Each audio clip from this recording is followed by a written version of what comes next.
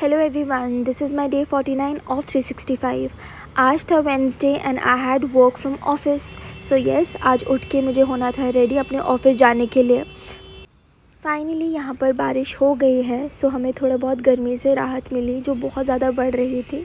बहुत pleasant weather था and मेरा बिल्कुल भी मन नहीं था ऑफिस जाने का, बिकॉज ऐसे वेदर में सोना is like a bliss.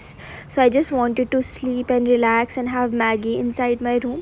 But yes, I had to go to the office और कोई ऑप्शन नहीं था. सो क्विकली रेडी होकर मैं गई ऑफिस, किया मैंने अपना काम.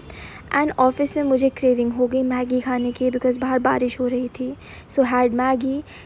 लेट इवनिंग में ऑफिस से वापस आई, हम मंदिर गए, फिर उसके बाद हमने खाया, दीदी ने खाया मोमोज़ एंड मैंने पिया सूप, बिकॉज़ मुझे ठंड भी लग रही थी.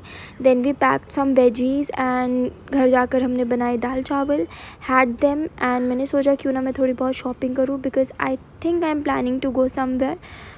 Like the office people are sending me somewhere, I'm not sure, but yes, stay tuned if you want to know where I am going. And that was all about my day. Keep smiling everyone and stay happy.